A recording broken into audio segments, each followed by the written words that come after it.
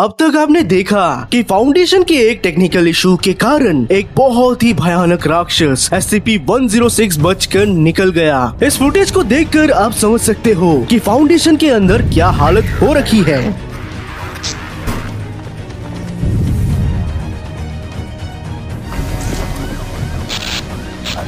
उसे रोकने के लिए SCP फाउंडेशन गए थे SCP-049 के पास। SCP-049 द ब्लैक डॉक्टर, और अब ब्लैक डॉक्टर तैयार था अपने सेना के साथ SCP-106 का सामना करने।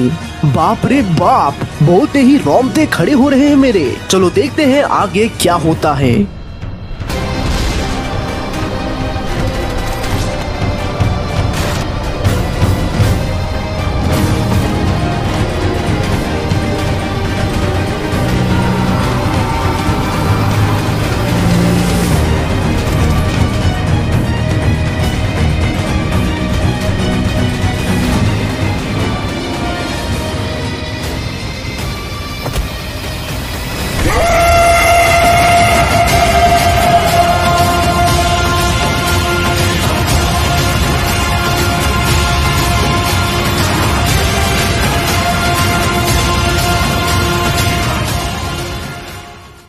SCP-049 को सेफ व्हीकल में लेकर SCP-106 के कंटेनमेंट एरिया में ले जाया गया और SCP-049 के साथ उसके सब्जेक्ट्स भी थे। SCP-049 को SCP-106 के कंटेनमेंट सेल के बाहर ले जाया गया और जाने से पहले डॉक्टर बेनन ने SCP-049 को सारी बातें समझा दी थी कि SCP-106 की क्या कैपेबिलिटीज है और उसे किस तरह शोर करके उकसाया जा सकता है। SCP-049 सेल के बाहर आते ही अपने सब्जेक्ट्स को जोर से रोने की आवाज निकालने को कहता है और पिछले बार की ही तरह हर सब्जेक्ट्स के नीचे पॉकेट डायमेंशन एक तरफ से खुलता है और दूसरी तरफ छत पर से खुलता है और सारे सब्जेक्ट्स देखते ही देखते एक एक करके जमीन पर गिर के मर जाते हैं। अब सामना होता है SCP-049 और SCP-106 का। दोनों एक दूसरे की ओर देखते हैं और SCP-049 का होना SCP-016 को कुछ खास रास नहीं आता और वो पॉकेट डायमेंशन खोलकर गायब हो जाता है और दूसरे ही ओर से SCP-049 पर झपट पड़ता है, लेकिन SCP-049 अपने रिफ्लेक्स से बचकर वहां से निकल जाता है। लेकिन SCP-106 SCP-049 के हाथ को छूने में कामयाब हो जाता है और SCP-049 का हाथ सड़ने लगता है। तभी SCP-049 चाकू निकालता है और उसी चाकू से खुद के हाथ को काट लेता है।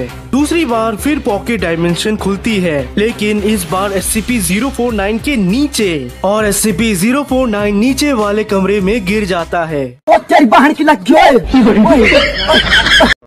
SCP-049 को साफ साफ SCP-106 के दीवारों से गुजरने की आवाज सुनाई दे रही थी और SCP-049 को उस कमरे में एक गार्ड की लाश दिखाई देती है। उस लाश पर SCP-049 एक इंजेक्शन मारता है और उसे जिंदा कर देता है, लेकिन वो SCP-049 के वश में होता है और द ब्लैक डॉक्टर यानी कि SCP-049 उस गार्ड को तेजी से भागने को कहता है ताकि वो गार्ड SCP-106 को गुमराह कर सके और SCP-049 SCP-106 को गुमराह करके पहुंच जाता है हथियारों के ठिकाने में और वहां पर सारे ऑटोमेटिक गन्स को फेंक कर SCP-049 कुछ ढूंढने लगता है और तब वो निकालता है फ्लैश ग्रेनेड और SCP-106 फिर डायमेंशन खोलता है और डायमेंशन के खुलते ही SCP-049 फ्लैश ग्रेनेड डायमेंशन में फेंक देता है और SCP-106 मानो अपने ही डायमेंशन में कैद हो जाता है। एक के बाद एक ग्रेनेड फेंक कर SCP-049 SCP-106 को एक कमरे की ओर ले जाता है जिसको केरोसिन से आधा भरा हुआ होता है। और फिर क्या, SCP-049 को बस इंतजार करना था SCP-106 का। एक काला होल सा खुलता है और उसमें से निकलता है SCP-106। धीरे धीरे SCP-049 कमरे से बाहर निकलने लगता है, लेकिन SCP-106 बाहर निकलने में नाकामयाब रहता है केरोसिन के वजह से और SCP-049 बाहर जाते जाते एक माचिस जलाकर फेंक देता है, जिसके कारण सारे कमरे में जोरदार धमाका होता है। धमाका इतना खतरनाक होता है कि कमरे के बाहर की सीलिंग SCP-049 पर गिर जाती है थोड़ी देर बाद SCP-049 उठता है और वो अपनी सही सलामत हाथ से अपना कपड़ा झाड़ रहा होता है। तभी फिर से एक काला होल सा कुछ नजर आता है। जी हाँ, वो और कुछ नहीं बल्कि SCP-106 का डायमेंशन ही था और उसमें से बाहर आता है जलता हुआ और भी खतरनाक दिखता हुआ SCP-106 और वो सीधा SCP-049 पर हमला करके उसे गिरा देता है और अपने साथ पॉकेट डायमेंशन में ले जाता है।